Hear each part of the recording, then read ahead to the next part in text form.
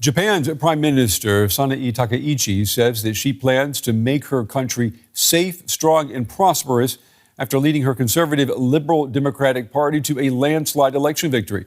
It's a result that has certainly pleased the markets, with Japanese stocks surging to a record high. But with Takaichi remaining hawkish over Taiwan's sovereignty and promising to boost Japan's military, China will be watching with interest what she does next. The gamble paid off for Japanese Prime Minister Sanae Takaichi.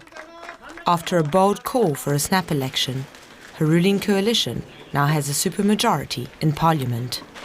We have been granted an extremely large number of seats. This marks the beginning of a heavy responsibility to make Japan stronger. I feel deeply humbled and keenly aware of the weight of this duty. Japanese stocks soared to record highs, and the yen strengthened after Takaichi's election triumph. But in Tokyo, some are rattled by her newfound power. Well, I do support the Liberal Democratic Party, but I do have some concerns about them winning too much. For the government going forward, I hope they tighten their discipline, don't get complacent, and run the administration without any looseness. My anxiety is actually stronger. The LDP having a lot of power does have advantages, but I'm worried about how Japan will deal with other countries, especially China, and also the US. From a business perspective too, that's a concern going forward. While US President Donald Trump congratulated Takaichi, China urged the premier to withdraw comments she made earlier regarding possible military intervention in Taiwan. We once again urge the Japanese side to retract the erroneous remarks made by Takaichi regarding Taiwan and demonstrate basic sincerity in safeguarding the political foundation of China-Japan relations. Takaichi says she is open to dialogue with China, but shows no intention of backing down. Tax cuts, fiscal reforms, and higher defense spending are also high on her agenda. She will have to juggle market concerns about debt and public pressure for lower living costs. Yeah, Japanese stocks, they surged with news of Takaichi's win. She has pledged drastic reforms of the Japanese economy, which has been growing extremely slowly and even shrinking. Coonan now from DW Business is here to help us understand this. So, Clifford, okay, Takaichi, what's going to be her very first move after this election? I think the first thing she's going to do is she's going to address the cost of living. That's the big issue in this campaign. Security and the cost of living were the two big issues during the campaign. The price of rice doubled in 2025 in Japan. So clearly this is something very close to people's hearts. And the way she's probably going to do it is spend her way out of trouble. She's going to introduce all these stimulus plans, quite how they're going to work. A lot of it was very vague during the campaign. It was much more slogans rather than nitty-gritty, as in any election campaign, of course. So we have to see how that comes out. And the world's been watching this. I mean, I think everyone was kind of caught off guard by this landslide victory. What's the international reaction been? Well, the international reaction, Donald Trump, president in the US, was obviously very pleased with it. He said they've got a good relationship. He said landslide in capital letters on Truth Social, and so he was very happy. Korea, because the Korean-Japan relationship is very important in Asia, Korea seems to be pretty happy with it. And China, as we've seen in the report, is deeply unhappy with it. She didn't roll back any of her comments about Taiwan. What's interesting is that the Chinese introduced a ban on dual-use technology to try and punish Japan over this. They introduced restrictions on travel to Japan, which meant that visitor numbers fell by half in December. And this seems to have only galvanized public opinion in Japan. And what about the yen? Does her victory, does it make a weaker yen currency more likely now moving forward?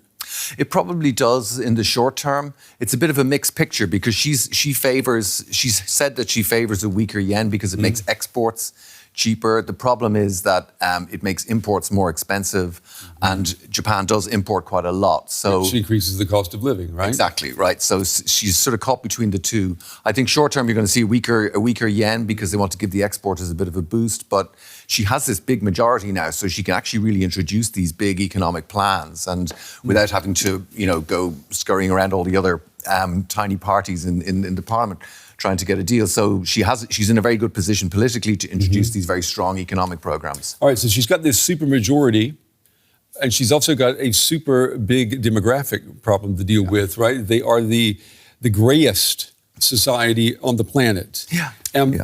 Does she have a plan for dealing with that, or does she have a plan for turning that around? Well, she's socially very conservative. I mean, she's very conservative in a lot of areas, but so in social issues, she's deeply conservative. However, she has said that she favours giving tax incentives to companies that provide childcare facilities, and she's also offering maybe tax breaks for family spending on childcare, which these are things which haven't really been discussed in Japan, which given the incredible problems that it has with demographics and. The population is aging incredibly rapidly. It's happening all over Asia, but Japan has kind of been the leader. I think a lot of people here in Germany are going to be watching too to see if she can turn the demographic direction the other way. We will see. Cliff, it's always good to have you here. Thank you. I want to pull in now Philip Shetler-Jones. He focuses on Indo-Pacific security at the British think tank, the Royal United Services Institute.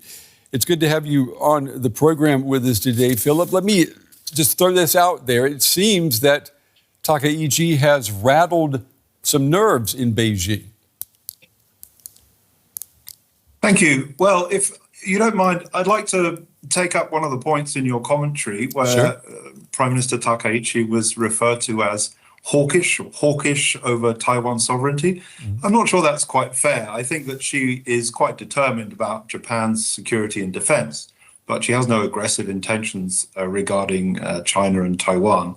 But I think you're right about having unsettled Beijing, because Prime Minister Takaichi, even before she reached this level, had expressed opinions about Japan's history, which don't have the same sort of regret and shame and reflections on Japanese aggression as they would like to hear in Beijing, and that's something that they expect. So that was one thing.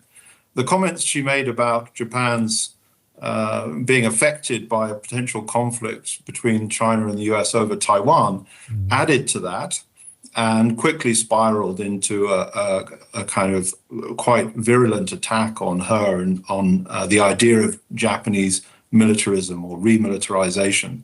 So yes, they are unsettled. And this election result where, despite the people you were interviewing in Japan, obviously a lot of the electorate in Japan did support her leadership. So I think that must get across in Beijing as a message that Prime Minister Takaichi's not unrepresentative in having these strong feelings about Japan's security. On the contrary. Takaichi, she has hinted that a Chinese blockade in the vicinity of Taiwan could constitute, and I'm quoting here, a survival-threatening situation, potentially triggering military mobilization. I mean, has China ever heard anything like that coming from Japan before?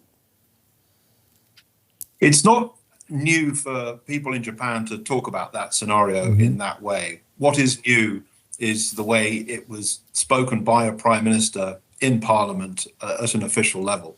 So that added a little bit of shock value, I think. And how is that sort of rhetoric, how is it greeted across the Sea of Japan in South Korea?